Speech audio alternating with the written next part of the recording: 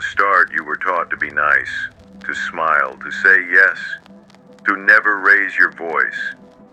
But nice wasn't about kindness. It was about control. They didn't teach you to be thoughtful.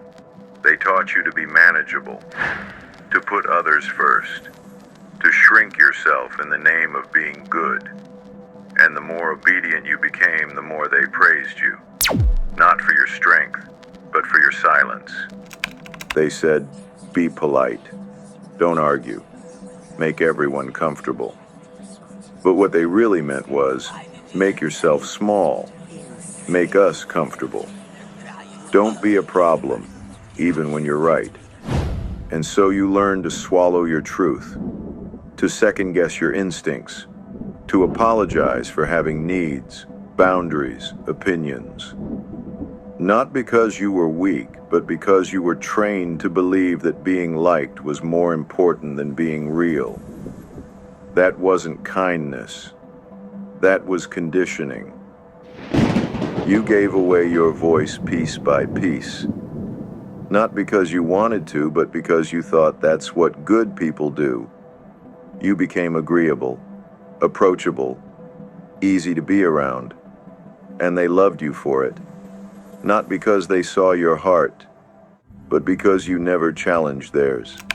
They mistook your silence for respect, your compliance for character. But deep down, you knew something was off.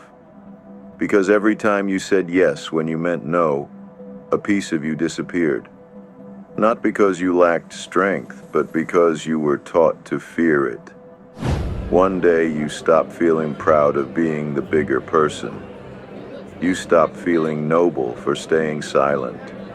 You realized you weren't keeping the peace. You were keeping yourself in chains, and it hit you. Being nice wasn't making you happy. It was making you invisible. You were tired of over-explaining, tired of over-giving, tired of feeling guilty for simply having boundaries. You didn't want to be liked anymore. You wanted to be respected. You wanted to be heard. You wanted to stop disappearing just to make other people comfortable. And that's when the shift began. You started saying no. Not out of anger, but out of clarity. You stopped explaining yourself to people who were never listening anyway. You stopped smiling when something wasn't funny. You stopped nodding when your gut said, this isn't right. And for the first time, you felt something unfamiliar. Strength. Not the kind they applauded, but the kind that made them uncomfortable. The kind that didn't ask for permission. You weren't trying to be nice anymore. You were trying to be whole. And that changes everything they noticed. The shift. The silence that used to mean yes now meant no. You stopped softening your words to protect fragile egos. You stopped over-apologizing for taking up space. And suddenly you weren't nice anymore. You were cold, difficult, too much. But what they really meant was, you're no longer easy to manipulate. And that's the price of power. Not everyone will clap for it. Because real strength doesn't make people feel safe. It makes them see themselves. And not everyone's ready for that.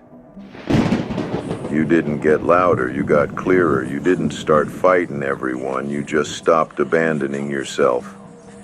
Now, your boundaries aren't walls. They're doors with locks. You don't push people away, but you don't let them walk all over you either. You're not angry, you're awake. And that alone changes everything. Because when you stop confusing kindness with compliance, you stop letting people write your story.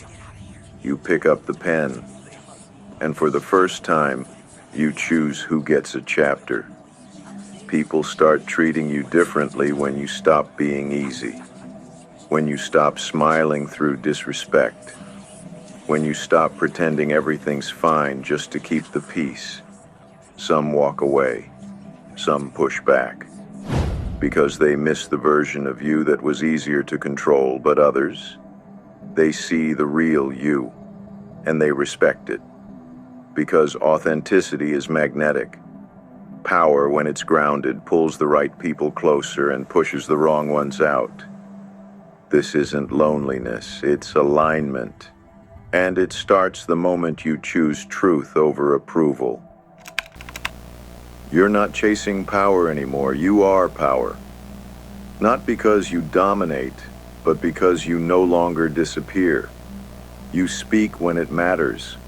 You walk away when it's right. You choose your battles. You protect your peace without betraying your truth. And that's real strength, not performance, but presence. The kind that doesn't ask, will they still like me if I say this? The kind that says, I can't keep betraying myself just to be liked. You're not here to please. You're here to lead yourself first, and everything else will follow. Being powerful doesn't mean being harsh. It means being honest. It means showing up with love, but not at the cost of your dignity. It means being kind, but not spineless. It means giving, but not draining yourself to prove you're good. You can be gentle and unshakable, compassionate and clear, soft without being small. Because real strength isn't loud, it's steady.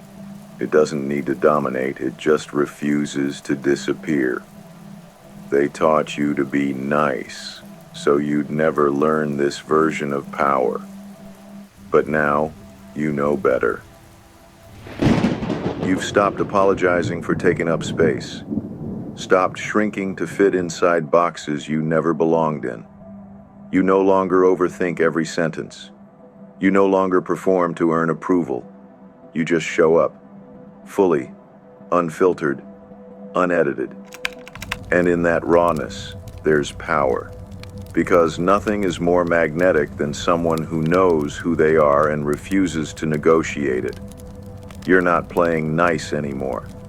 You're playing real. And that kind of presence, it can't be ignored.